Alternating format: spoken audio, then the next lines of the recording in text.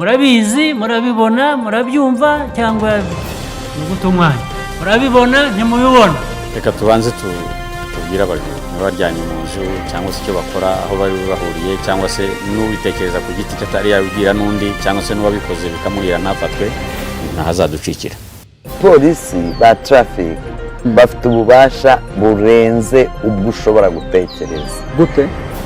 Niba uri umuhutu, ubwo buhutu bwawe ninda zoburya. Niba uri umututsi no ndabigire gute? Yego uravuze uti gende umututsi none ngirende. Mugiye bavuga ngo ndubagwa acavuga ati ndakunywa.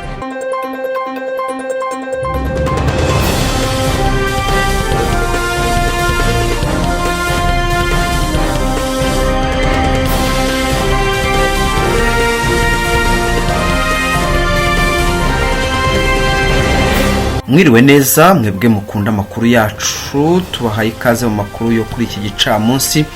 Ni amakuru hagiye kwibanda ku ngingo z'ingenzi zikurikira. Aya makuru turayahera mwavugwa hanze y'u Rwanda, ariko arebana n'u Rwanda cyane cyane, aho Repubulika ya Demokarasi ya Kongo yakorogoshowe bikomeye no kuba Perezida Paul Kagame yavuze ku kibazo cy'umutwe M23 ko gikomoka ku mipaka yakaswe mu gihe cy'ubukoloni, igice kimwe cy'u Rwanda kikomekwa ku burasirazuba bwa Kongo n'amajyepfo ashyira uburengerazuba bwa Uganda. Makuru turaza kuyakomereza mu karere ka Musanze mu rukerera rwo kuri uyu wa mbere tariki ya 17 Mata 2023. Umusore uri mu kigero cy'imyaka 28 y'amavuko bakekwaho ubujura yarasiwe mu kagari ka Rwambogo mu mudugudu wa Gakoro mu murenge wa Musanze ahita ahasiga ubuzima. Turaza kuyasoreza mu gihugu cya Uganda, aho polisi ya Uganda iri gukora iperereza kuri pasiteri ukekwaho gutekera umutwe umuryango wo muri Leta Zunze Ubumwe za Amerika akawiba miliyoni 500 z'amashiringi yitwaje ubuhanuzi. Ibi kimwe n'ibindi nibyo tugiye kuza twitsaho nyuma y'aka kananga. Uko twe tumaze kubivuga mu ncamake, ijambo rya Kagame muri Benin ryakorogoshoye igihugu cya Kongo. Kuwa gatandatu ubwo yari mu ruzinduko mu gihugu cya Benin, Perezida Kagame yashimangiye ko umutwe M23 atari kubo kibazo, ahubwo ari umusaruro w'ibibazo uruhuri bitabashije gushakirwa ibisubizo mu bihe bitandukanye. Yavuze ko ibibazo by'abanyekongo bavuga ururimi rw'ikinyarwanda byakomotse ku mateka y'igihe kirekire. Ati ibyo ni bijyanye n'amateka, ibyo bibazo bimaze igihe kinini kiruta icyo maze kurusha Kisekedi. Abo bose bari bahari muri icyo gihe ntibakiriho. Perezida Kagame yongeyeho ko aho abanyekongo bavuga ikinyarwanda bakomeje kwimwa uburenganzira bwabo kugeza ubwo muri 2012 beguye intwaro barwanya guverinoma yabo, ariko kugeza mu mwaka wa 2023 ikibazo kikaba kitarakemuka. Yagize ati mukuri kwita ikibazo cy'akarere cya M23 cyangwa ikibazo cy'u Rwanda no guhunga ikibazo ntushake kugishakira igisubizo. Mu burakari bwinshi, Repubulika ya Demokarasi ya Kongo yagaragaje ko yakorogoshowe n'amagambo Perezida Kagame yavugiye ikotonu mu kiganiro n'abanyamakuru. Umuvugizi wa leta wa Kinshasa Patrick Muyaya yashinje Perezida Kagame kurema imitwe yitwaje intwaro muri DRC irimo na M23, avuga ko ibyo yatangaje ikotonu ari ubushotoranyi bushya. Yagize ati Kagame yarenze amateka, amagambo yavuze ni ubushotoranyi bushya. Icyo atavuga nuko ari we mpamvu y'umutekano muke mu burasirazuba waremye RDC, CNDP na M23. Umuvugizi wa guverinoma ya Kongo akaba na Minisitiri w'itumanaho n'itangazamakuru yongeyeho ko icyo tutakwibagirwa nuko tuzarinda buri santimetero y'ubutaka bwacu. Perezida Chilombo Felix Tshisekedi aheruka kwerura ko igihugu cye kitazashyikirana na M23, byatumye uyu mutwe wari umaze gusubiza uduce twinshi utangaza ko utazigera ushyira intwaro hasi mu gihe leta yanze ko baganira mu mahoro. Aya makuru yacu reka tuyakomereze mu karere ka Musanze. Mu karere ka Musanze ni mu majyaruguru y'u Rwanda. Aha hari kuvugwa inkuru ya polisi yarashe umuntu. iyi nkuru itangira igira iti byabaye ahagana saa 8 n'igice z'ijoro ubwo polisi yabonaga ibisambo bitatu byahise byiruka, umwe araraswa ahita apfa, babiri baratoroka. Umuyobozi w'akagari ka Rwimbogo Umutoni Irakoze Sandra yabwiye Umuseke ko warashwe umurambo we ugikorwaho iperereza na RIB kugira ngo hamenyekane ibirenzeho.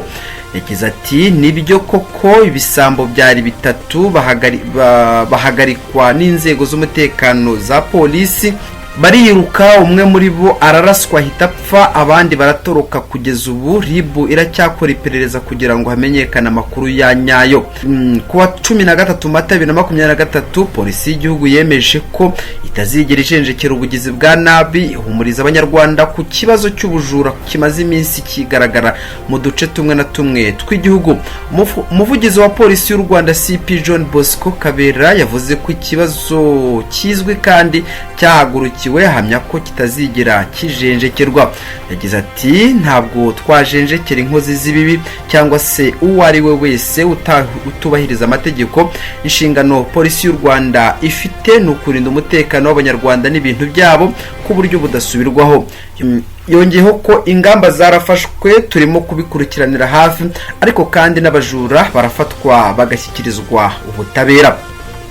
Polisi y'igihugu iburira abantu bose bishora mu bikorwa bibi birimo n'ubujura kubireka bagakora ibindi bikorwa bibateza imbere kuko batazihanganirwa. Reka tunyarukire mu karere ka Rusizi, hari kuvugwa urupfu rw'umugabo w'umunyerondo basanzwe munsi y'ikiraro yapfuye. Mu gitondo cyo kuri uyu wa mbere tariki ya 17 Mata 2023 umunyerondo mu karere ka Rusizi yasanzwe munsi y'iteme yapfuye. Uyu nyakwigendera witwa Bayavuge Dominique uri mu kigero cy'imyaka 43 yaguye mu mudugudu wa Muhuta mu kagari ka Gakoni ho mu murenge wa Muganza. Umunyabanga nshingwabikorwa w'uyu murenge wa Muganza Rwango Jean Dodier yabwiye Umuseke ko aya makuru bayamenye saa 3 za mu gitondo. Yagize ati yarasanzwe akora irondo ry'umwuga, ejo yari yagiye mu bukwe avayo bigaragara ko yahaze inzoga. Ushinzwe umutekano amugira inama yo kujya kuryama ntajye ku irondo. Ageze mu rugo abirengaho yambara uniform nk'ugiye ku irondo, ariko ku irondo ntibamubona. Mu gitondo bamusanze yapfuye. Gitifu Rwango avuga ko aho uyu mugabo yaguye atari ubwa mbere hapfiriye umuntu. Yagize ati umuntu yatekereza ibintu bibiri aho yaguye mu myaka yashize, bigeze kumpa amakuru ko hari umuntu wigeze kuhanyura yikubitaho arapfa. Umuntu yatekereza ko byamugendekeye nk'uko, cyangwa ugatekereza ko ari nk'abamwishe. RIB nihagera irafata umwanzuro. Yihanganishije umuryango wabuze umuntu, asaba abaturage kwitwararika kunywa inzoga nyinshi, abazinywa bakabasha kwigenzura. Ati umuntu akirinda kunyura ahashyira ubuzima bwe mu kaga. Inzego z'umutekano zirimo RIB zagezaho nyakwigendera yaguye mu gihe umurambo wajyanwe ku bitaro bya Gihundwe gukorerwa isuzuma. Aya makuru reka tuyasoreze mu gihugu cya Uganda, hari kuvugwa amakuru y'ubutekamutwe bwakozwe n'umupasiteri. Pasiteri yatekeye umutwe abanyamerika bibe miliyoni 500 z'amashiringi. Pasiteri Denis Sesenyonga wo mu itorero rya God Holy Ministry International ryo mu karere ka Mukano ashinjwa ko yabwiye umunyamerika Evangelist Hans Bradit n'umugore we Raghildi ko Imana yamuhanuriye ko amadayimoni amurimo ariyo kumugendaho kandi mu minsi mike azamuteza ibyago. Uyu munyamerika Evangelist Hans n'umugore we bageze muri Uganda mu Gushyingo 2022 batumiwe n'umugore ukomoka muri Uganda Barbara Kansime ndetse n'umugabo ukomoka muri Macedonia Borsche Lioviziski. Aba nibo bahuje pasiteri n'umunyamerika.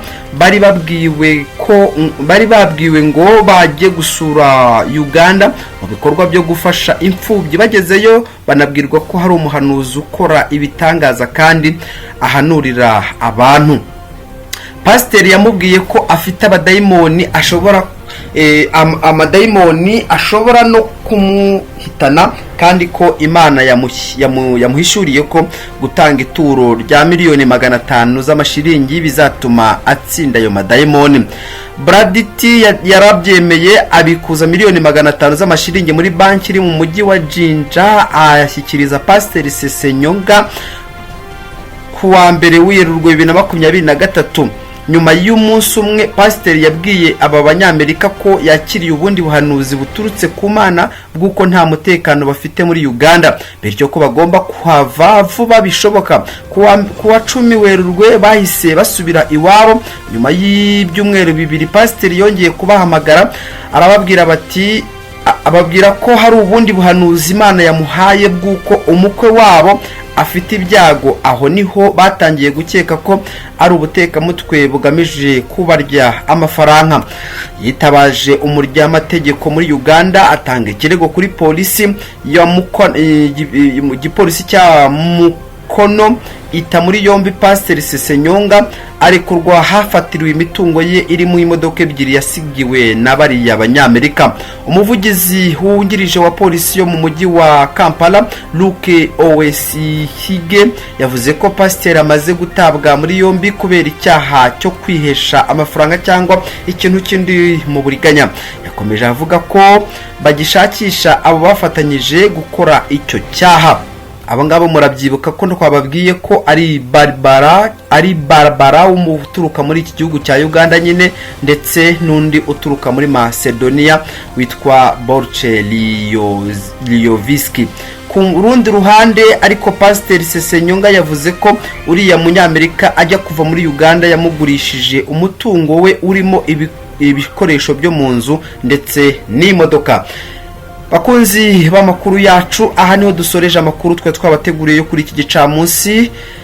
Reka tubashimire kandi tubifurize kugira ibihe byiza. Icyakora tubasaba gukomeza kudushyigikira kuri uyu murongo wa YouTube, mukanda subscribe ndetse mukanakanda share ndetse na comment, byadufasha kutwongerera imbaraga.